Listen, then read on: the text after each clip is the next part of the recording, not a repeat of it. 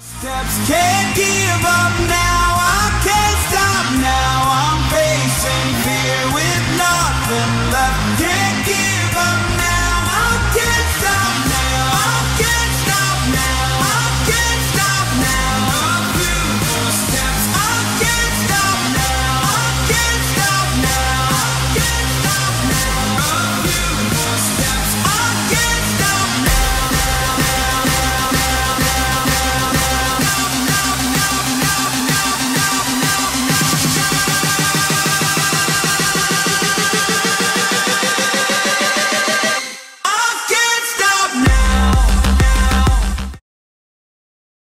Hey guys, welcome to Precision Anglers. I'm Lucas. I'm Tyler. Today we're going to be fishing the Grand River for some smallmouth bass. I hope you guys enjoy the video. Please like and subscribe. Thanks. Fish? Yeah. Alright. Nice. Oh, it's just a little guy, whatever. Still a nice one. I didn't know there was a fish in there. On a crankbait? Yep.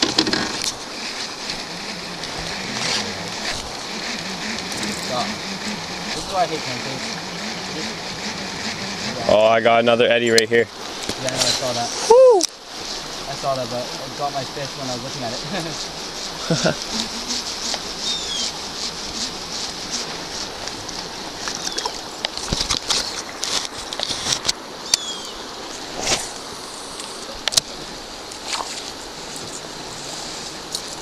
Go in that one right there, eh?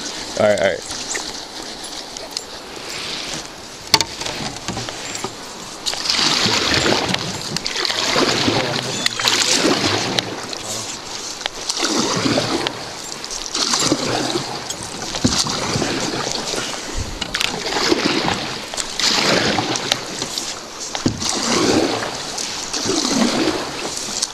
Okay, cast. No, like down there. Okay. Oh, okay. I thought you were saying cast right up here. Oh, no. Right here's a good spot too, actually. Yeah. Oh, go on. It's a nice one. Oh, nice one. Oh yeah, net. Net it, quick, quick, quick, quick, quick, quick, quick. Woo! It's a nice fish. God. That's a big one. That's a 19. Oh my god.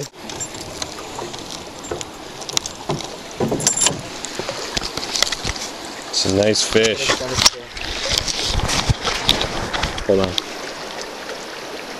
Okay, that's a good fish. There she goes. Yeah, he's good.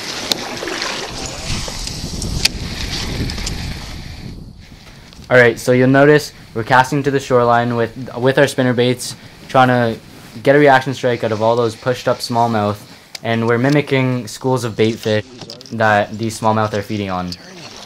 One thing that you gotta remember when you're casting the shoreline is you have to look for something that's different, something that's irregular, like a stump or a rock shelf, anything that's different, because bass always love to hang around structure, and they always love to hang out in places that's irregular and where they can ambush their prey. So always remember that when you're trying to cast the shorelines for bass. A lot of times I'll look for a large boulder, and if there's fast flowing water around it, and with calm behind it, I'll cast right in there in that calm spot, and 9 out of 10 times I'll catch a bass.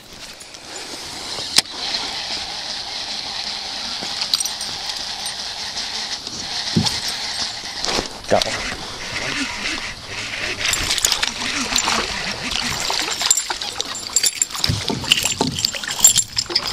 When you're catching them, try and make your body face it. Or like your body face where you're Alright, yeah. I'm just saying, oh shit.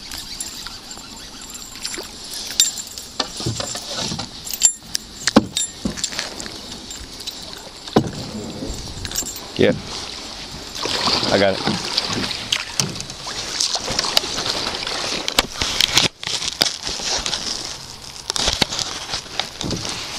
Nice.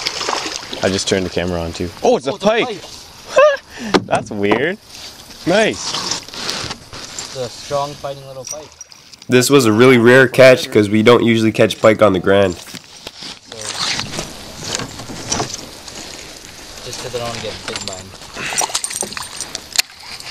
Nice fish. Never caught a pike in here before. Yeah, it's our first pike.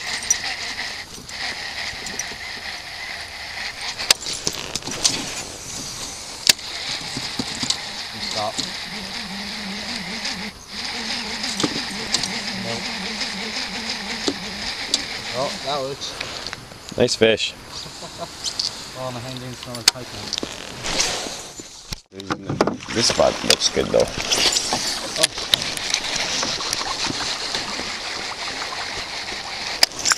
Oh shit! Did you see how high it went? Oh my gosh! I'm like, oh my god, it's gonna land on my head. Oh my god, it's gonna land on my head. It bit it right as I was about to pull my lure in to cast, and then the lure just went. Boop.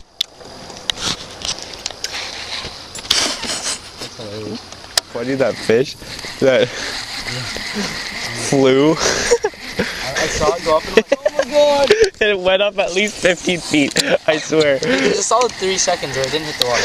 No, it went high.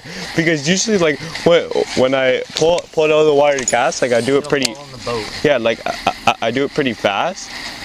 And then You went for another cast, right? yeah, yeah. And I had a lot of torque in it. Yeah. It grabbed it right at the end. Oh my gosh, that was hilarious. And the one where I pulled my lure out of the water and then all of a sudden the fish surfaces. Yeah. It's like, really?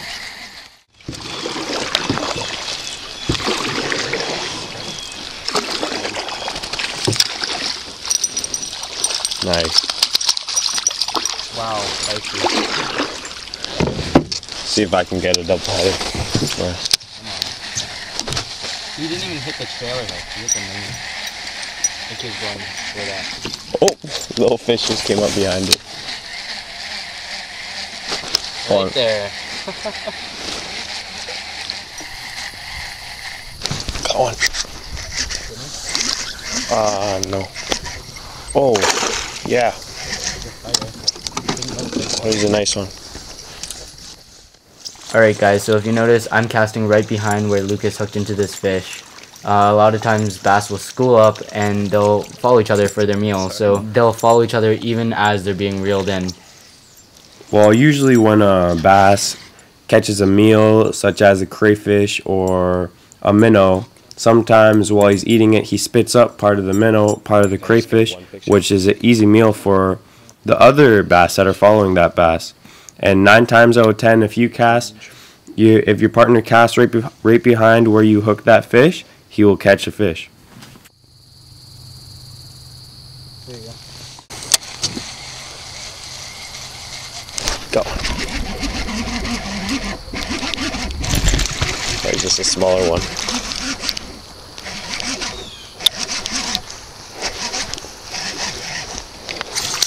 Dude, this is a good stretch right here.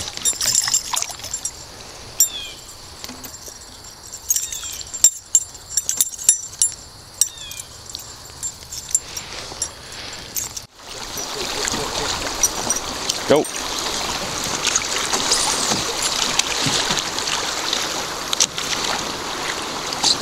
Nice. Oh, that's a monster. Monster? Oh, that's heavy. All right, buddy, I got you. Yeah. I got you. That is heavy. I reel him up. I'll try. Oh my god. Woo! Nice fish. He's thick. Okay, he's not as big as I thought, but... Still big though. Here, hold on. I'm gonna head into this eddy right here, Yeah. and then we can fish it after. Nice parking. Thanks. Nice fish. Here, I'll net it for you. Here. I'm like, come on, there has to be something, and all of a sudden it's slow. Nice fish. Ugh.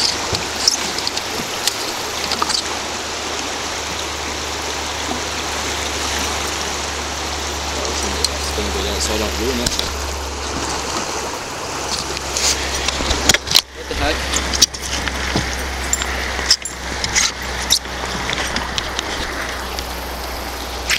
That's a nice one, eh? Yeah. Right in these rapids, there's a little eddy. You just casted a spinnerbait in there, Not as big as I wanted him to be. He's nice colors though. That was freaking heavy though. Yeah, he fought good. Alright, nice fish. Oh.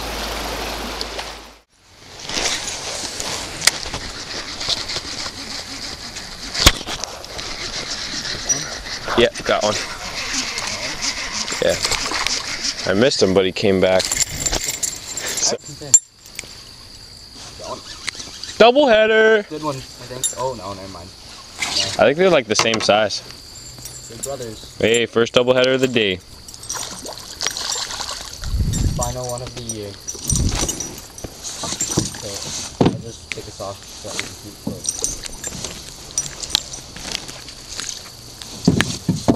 Hey look, we're on take 2. Double header. Nice. I cast it right in that spot.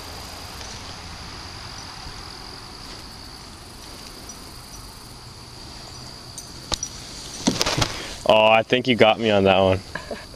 Just by a little bit. Yeah, yours is longer though. Guys, thanks for watching our video. Before you guys go, we're going to go over a couple of tips and techniques that we use in the video today, and hopefully it will help you guys out. Alright guys, so if you notice, all of our fish are on the spinnerbait.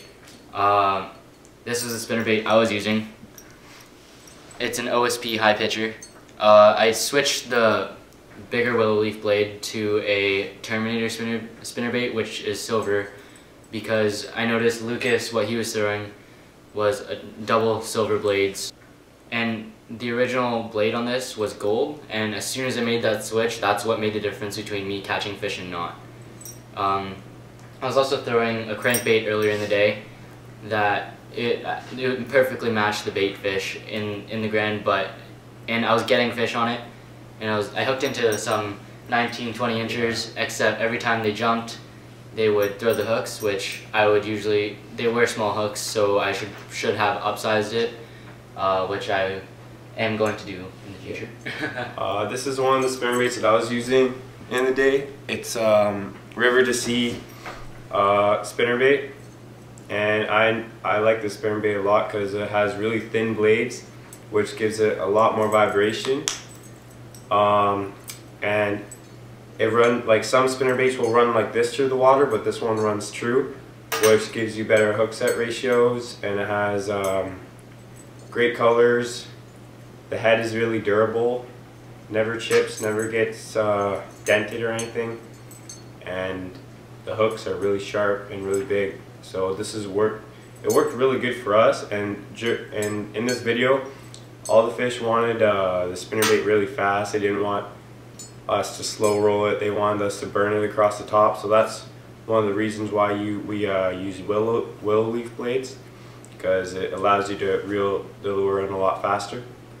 Okay guys, so if you notice that we're throwing a Berkeley ripple shad, it adds a lot of vibration to the spinnerbait. It also grabs some soft tail to grab onto, and also hang on to it a bit longer for us to set the hook. I'll show you guys how to rig this on properly. Alright, so first you're going to see how far the bait is actually going to go on and where the hook should actually come out. So as you can tell, it should be coming right about there. So I'll mark that spot, go through the head, and make sure to keep the bait straight. Keep pushing it through, and then bring out the hook where I marked it, and then push the bait through. And there, it's perfectly straight.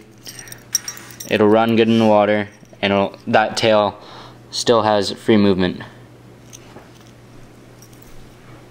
Alright, so the next thing that we're going to go over is how to put on a trailer hook.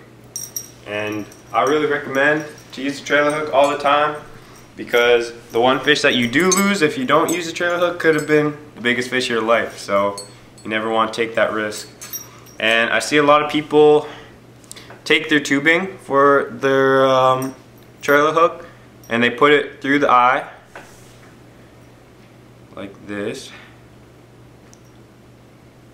like that, and then they'll put it through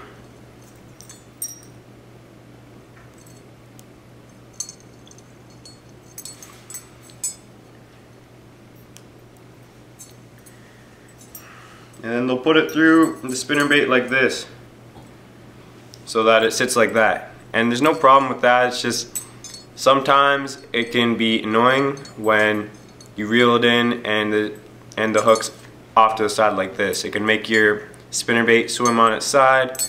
It can get you caught up in weeds, and it's a lot harder to set a hook on a fish when your hook is like that. So the way I like to rig my trailer hooks is by first just putting the hook right on the hook like this, so it's just dangling like that, and then put the tubing on after.